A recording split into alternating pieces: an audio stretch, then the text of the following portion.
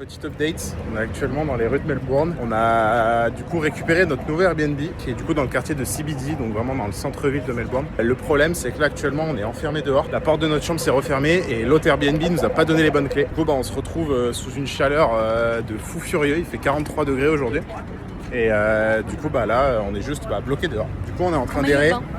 Ah oui, j'ai oublié de préciser, c'est qu'on est en maillot de bain parce qu'en fait juste avant on était à la piscine du Airbnb du bâtiment. Du coup on a voulu remonter dans la chambre et foutu quoi. Have a good day. Good morning sunshine. Alors cette petite vidéo cette fois pour vous update un peu de ce qui s'est passé suite à cette première semaine du coup à Melbourne. Alors pas grand chose s'est passé comme on l'avait prévu. On a dû donc prendre un deuxième Airbnb pour prolonger le séjour ici à Melbourne parce qu'une semaine en fait c'était pas assez long pour pouvoir nous permettre de trouver du coup et le véhicule et du travail. Donc le véhicule, check, on l'a trouvé. On va avoir une voiture, on est en retard. Enfin, on a rendez-vous avec le garage pour inspecter la voiture. T'es trompé de tram. Du coup, on n'est pas à la bourre. Enfin, on est à la bourre. Cette fois-ci, c'est le bon. Enfin, j'espère. La porte, elle est toute petite pour rentrer. Ok, let's go. Hello guys. Bon, petite news. On vient actuellement du coup de faire vérifier la voiture au garage. Et bonne nouvelle, nous allons être les heureux propriétaires d'un nouveau véhicule tout-terrain. Tout équipé. La patate. On a fait le choix de valider cette voiture-là parce qu'on est vraiment arrivé en haute saison, donc beaucoup de demandes pour très peu de propositions. Elle a absolument tout ce qu'on recherchait. On voulait pas rater cette occasion, quitte à attendre du coup 2 semaines de plus. Par contre, du coup, il s'agit de celle qui est seulement disponible à la fin du mois de janvier. Donc les propriétaires actuels partent pour terminer leur road trip en Tasmanie. Donc l'option qui s'offrait à nous, c'était de quand même partir en Tasmanie et de récupérer la voiture là-bas sur place et de revenir du coup à Melbourne un peu plus tard en ferry, puisqu'à ce moment-là il y avait de la disponibilité pour le ferry. Par contre c'est l'aller où il n'y en avait pas, où il fallait prévoir le coup plusieurs mois à l'avance, ou bien rester ici à Melbourne, continuer du coup à trouver du travail. Donc finalement c'est ce qu'on a décidé de faire, donc prolonger de 4 jours dans un second Airbnb, réfléchir un peu à ce qu'on souhaitait faire du coup, à l'option 1 ou à l'option 2. On se retrouve aujourd'hui à la fin de ces 4 jours de Airbnb où la décision a été prise. Donc là on s'en va vers un 3e coin de Melbourne, un peu plus excentré, juste à côté de la plage. 2 petites semaines un peu qui vont ressembler à des vacances, disons. Notre voiture va vraiment être la liberté pour nous, notre liberté de voyager, de dormir où on veut, etc. Donc ça va vraiment être chouette, on a hâte. On va vous faire un petit Airbnb tour très rapide, on va vous montrer ça. Ce second Airbnb, on a décidé de prendre un Airbnb partagé, mais on a eu beaucoup de chance. Au final, la seconde chambre qui était censée être occupée pendant ces 4 jours ne l'a pas été, donc on a eu tout le logement pour nous. L'avantage aussi dans ce Airbnb, c'est qu'on avait une salle de sport et une piscine du coup dans le condo. Qui dit salle de sport dit retour au sport.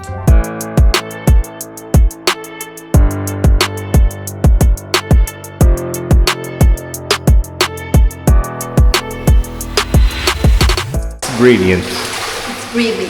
Donc la configuration est quand même un peu semblable à notre premier Airbnb. Donc voilà, on est pas mal en Chine ici. Petite cuisine juste ici, petit salon avec une petite table à manger. Ici c'est la chambre qui était censée être occupée mais qui ne l'a pas été. Là déjà une première salle de bain. Et puis ici se trouve notre chambre. On a notre propre salle de bain qui est juste là. Donc on a fermé vraiment tous les volets parce que pendant notre séjour ici il a fait jusqu'à 44 degrés, ça a été très intense. Et ici aussi on a eu le droit à une belle vue. Donc c'est la fin pour nous, pour ces 4 jours dans ce Airbnb. On s'est régalé, on a mangé pas mal asiatique pendant tous ces jours. Et maintenant on s'en va vers un nouveau quartier, donc on va découvrir ça ensemble.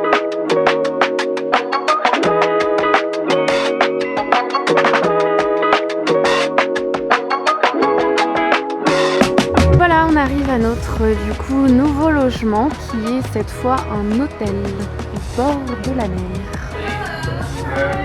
Du coup ça y est, on est arrivé dans l'autre quartier de Melbourne qui s'appelle Saint-Kilda, proche de la mer.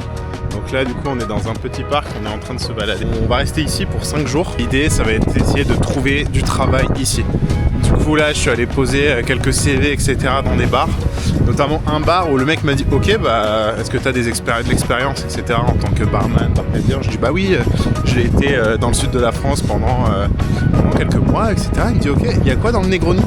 Je l'ai regardé, j'ai dit du martini non? Pas du tout. Mais bon, le mec grave bienveillant, du coup il m'a dit bah écoute, essaye d'apprendre déjà les cocktails, les trucs qu'il y a dedans et puis on verra plus tard. Du coup ici il y a pas mal de gens qui font du kite. Timé est un spécimen rare. Elle se développe sur les côtes australiennes. Elle a tendance à être très paresseuse, adore être sur son téléphone et ressent un amour énorme pour les raviolis chinois. La Timé s'apprivoise très facilement. Il suffit juste de lui tendre un sushi et celle-ci se met de suite à vous sourire et vous aimer.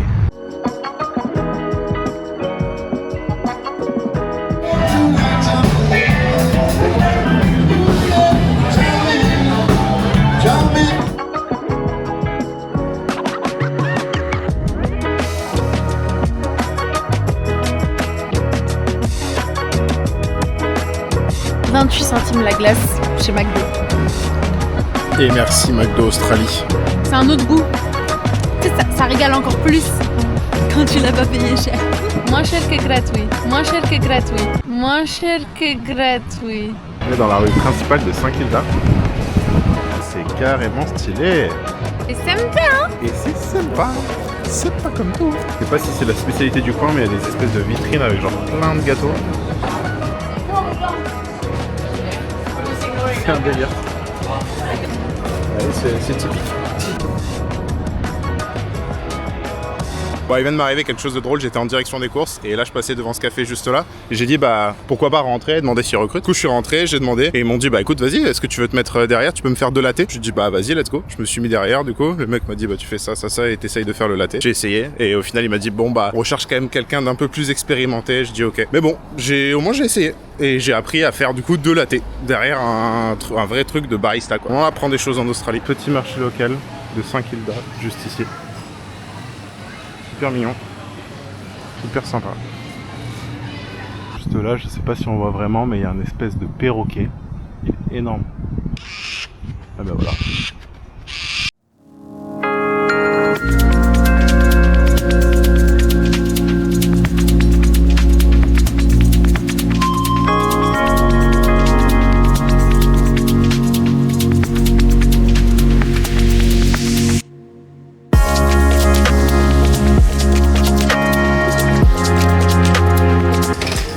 Puissance 4 ici s'appelle le Line-Up 4.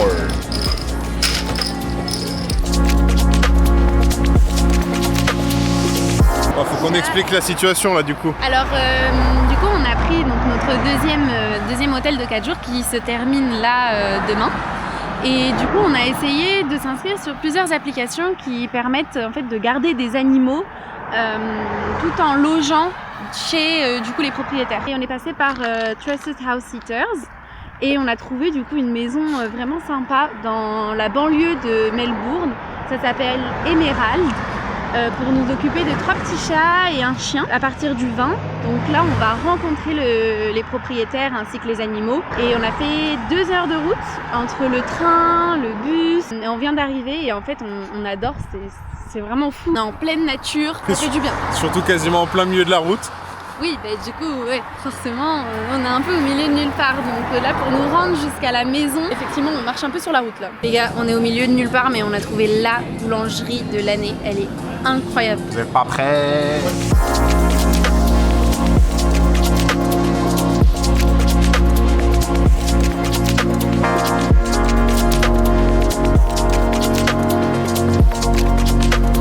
On a jeté notre dévolu sur ces petits cookies au spéculoos. On peut prendre ça et ça Oui, mon carvet. pour le petit déj. Prends tout. Genre, tu sais, il est emballé, mais j'ai envie de le manger comme. On découvre même des nouvelles choses.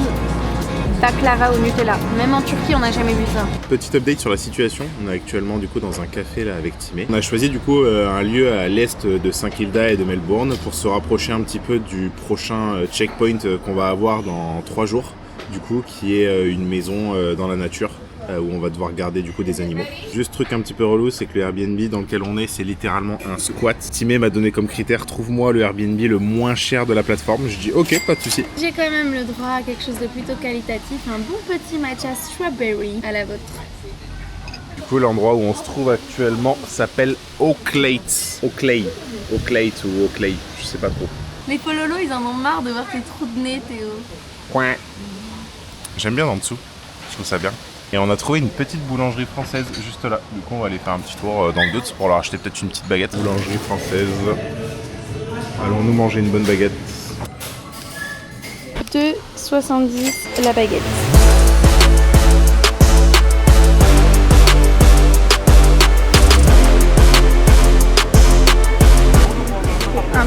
beaucoup chaud.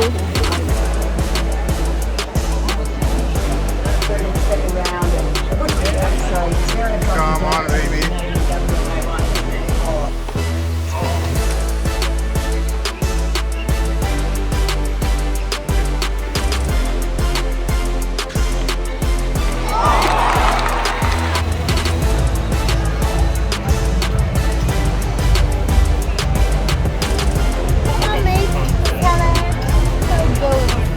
Et voilà, après le petit match, un autre match à la télé. Qu'est-ce qu'on a à manger aujourd'hui? C'est un Pokéball.